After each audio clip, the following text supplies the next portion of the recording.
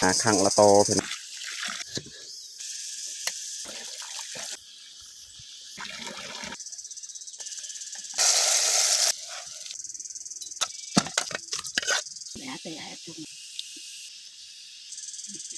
อย่าลืมกดไลค์กดแชร์และกดติดตามเด้อพี่น้อง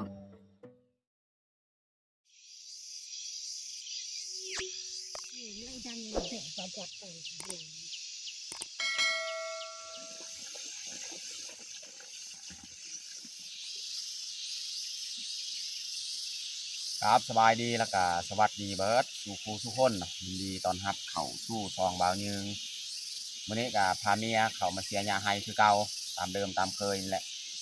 เพราะว่าหญ้าของเฮานี่บ่ทันสำเร็จเฮาต้องได้เข้าให้ตลอดเพราะว่ามันค่าเวียกค่างานอยู่บ้านเฮาก็บ่ได้เข้าให้แต่ว่าถ้ามันสะดวกก็เข้าให้ตลอดนี่แหละเพราะว่าหญ้าให้ของเฮาบ่สำเร็จเฮาต้องได้เข้าเนาะ แล้วก็มื้อนี้เขาก็ถือข้าวน้ำมานำมาเฮ็ดกินเฮ็ดยากบางทีมื้อนี้นี่เมียว่าสิ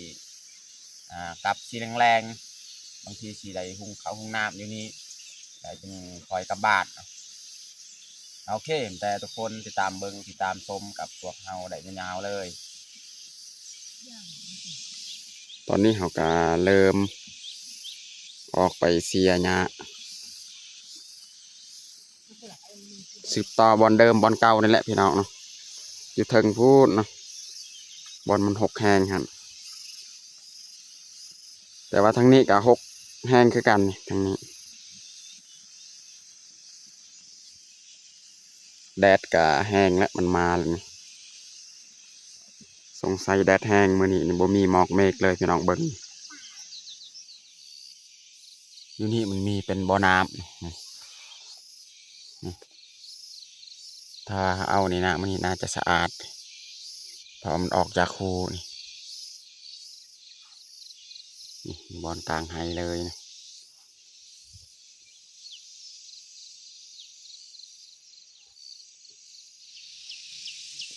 บอนนี้แหละสืบต่ออีกเนาะบอนที่มันหกแหงนี่มื้อนี้น่าจะเบิดแล้วเอาเสียเบิ่งนี่นะตัวมันหกแหงขึ้นเทิงหันแค่แน่พี่น้องเบิ่งนี่แถวเทิงแต่หญ้าแคมนี่แถวนี้นี่หญ้าตัวน้อยที่อีกสีเริ่มเสียเลย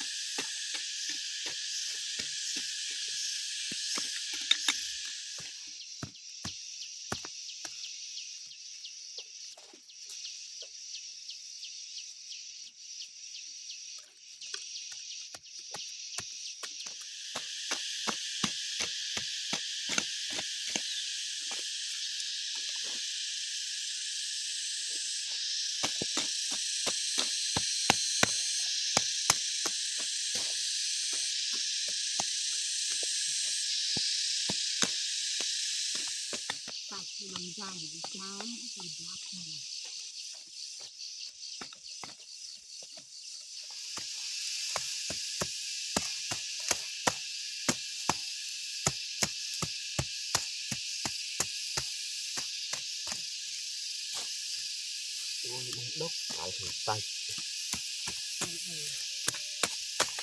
ต้องริต่อมานั่งเลยไปพบเจอกัน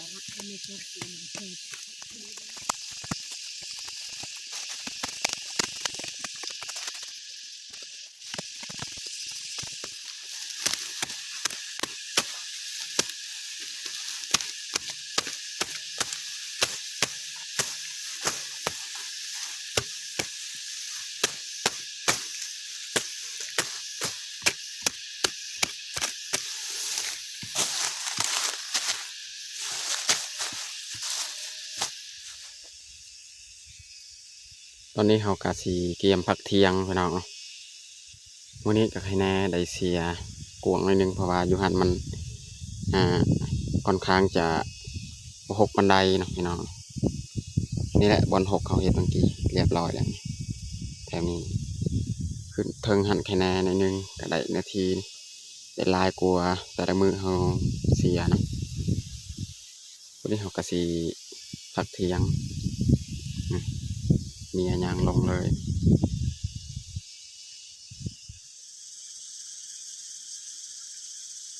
วันนี้เขาก็มาฮอดเที่ยงเนาะเมียดังไฟเรียบร้อยค่อยสิเข้าไปยามกับดักอีกเนาะกับดักที่ใส่ไว้เนาะแต่ละครั้งเขาไปยามกับมีตัวมันทึกมีตัวบ่ทึกเนาะแต่ว่านี่กับบริไซมันนี่2 คืนแล้วบริไซบริเปลี่ยนมันเนาะเนื้อของมันเราสิลองพยายามเบิ่งว่ามันสิมีหรือบอเนาะมีมันก็ไปรุ่นน้ำกันเนาะให้เมียล้างถ้วยล้างบวงทาอยู่นี่เนาะ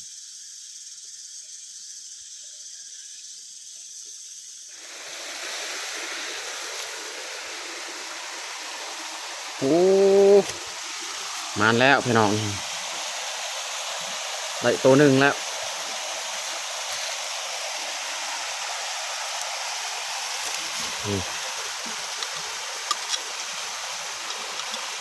แต่ว่าบ่ค่อยใหญ่ปานใด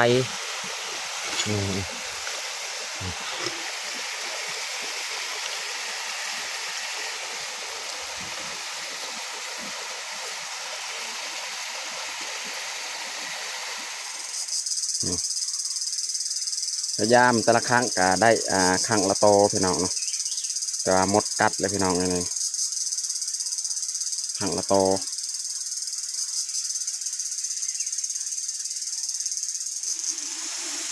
ตอนนี้เขายามกับดักกะสุดแล้วเนาะอันนี้ลังสุดท้ายแล้วแต่ว่ายามมื้อนี้ก็ได้ตัวหนึงพี่น้องเนาะยามแต่ละครั้งนี่ครั้งละโตพี่น้องเนาะเขาก็สีกลับเลย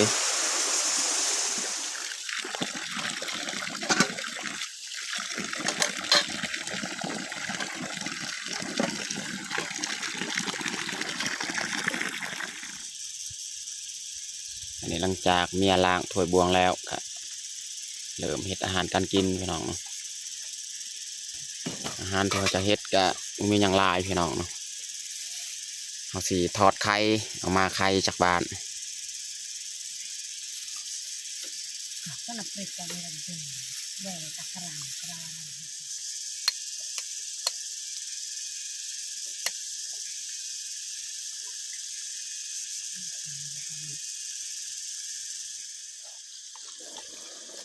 สับเครื่องอาบน้ำก่อนพี่น้อง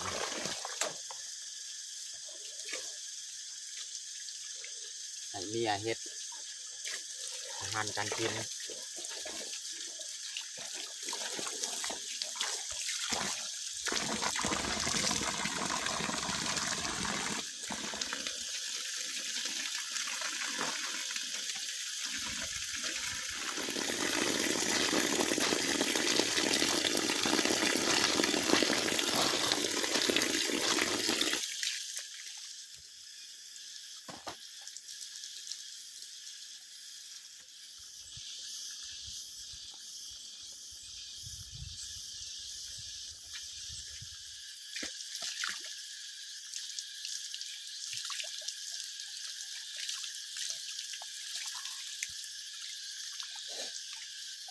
อาบแบบนี้แหละสบายพี่น้องเนาะ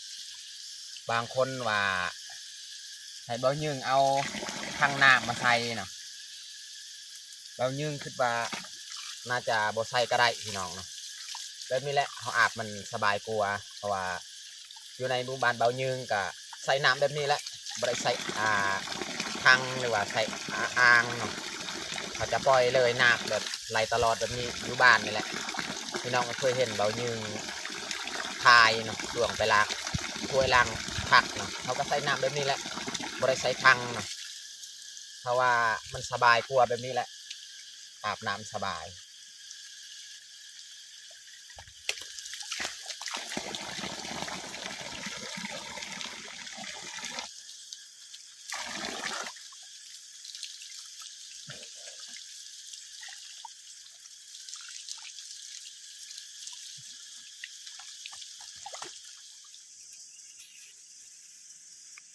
ที่ยงมื้อนี้นี่ให้เมีย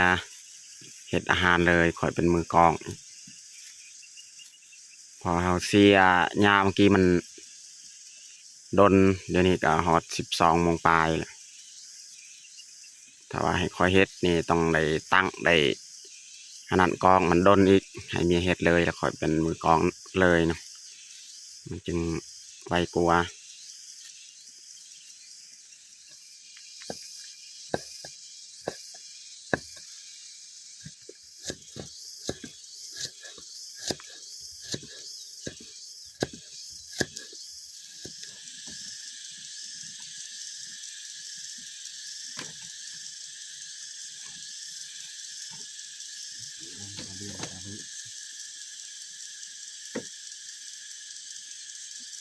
นี่เขาจะปรุงเลยใส่ของเราผสมจะเอามาแป้งนี่หน่วยตัวนี้แหละหน่วยน้อยๆนี่มาตำแต่ว่ามื้อนี้กระคกกับบริถือมาเอาเมื่อบ้านเมื่อนั้นนะ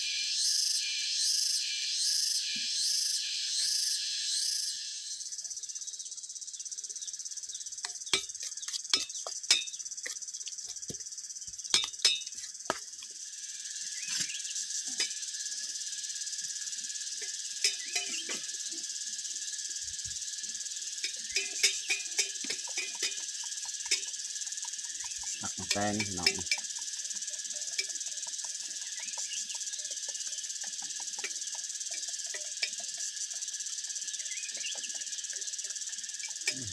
ใส่อะไรเลย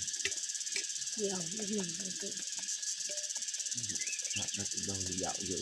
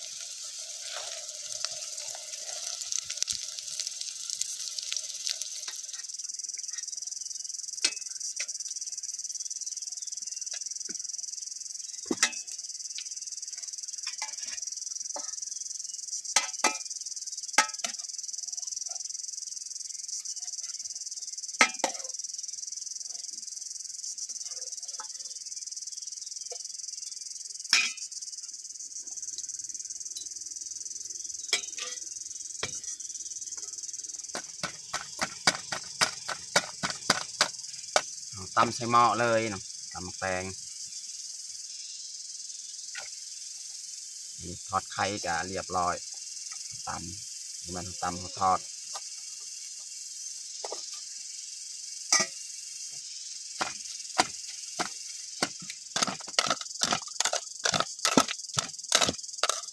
วันนี้เราสิใส่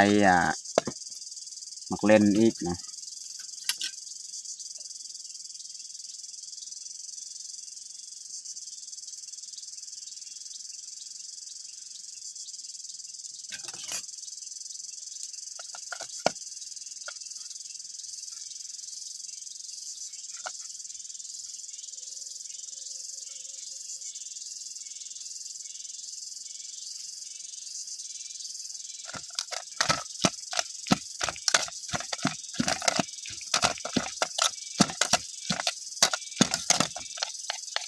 เรียบร้อยพี่น้อง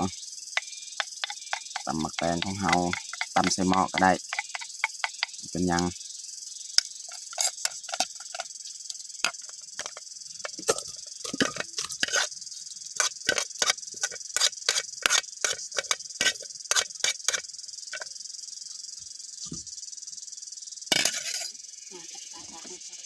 ตอนนี้ก็เรียบร้อยแต่งข้าวของเฮาทอดไข่เมียทอดเนาะแล้วก็ตำมักแตงเนาะนี่หอมสะเลเอามาจากบ้านเนาะสำหรับอาหารเที่ยงของเฮากับบัดสมีแล้วตอนนี้ก็เรียบร้อยเฮาแต่งข้าวของเฮาแต่เฮาจะลงมือกินข้าวเที่ยงเลยเอามาทุกคนมากินข้าวเที่ยงน้ำกัน เอามากินข้าวเที่ยงน้ำกัน วันนี้เฮ็ดสีไวๆแน่อาหารพี่น้องกินข้าวแห้งพอเสียหญ้าที่กาดนพยายามกับดักอีกเนาะพยายามกับมีนูมันคือตัวหนึ่งว่าเฮาสิเฮ็ดกับมันโดนอีกเฮ็ดนูเลยเฮ็ดทานโดกินใบแบบนี้แหละ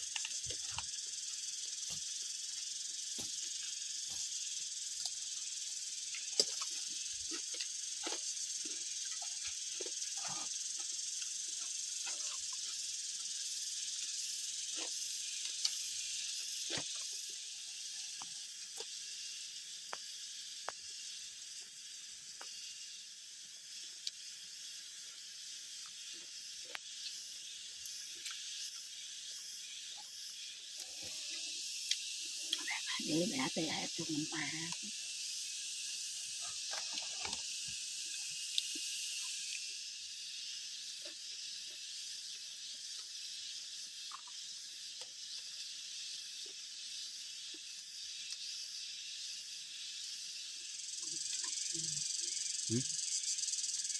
ตำต้องเอา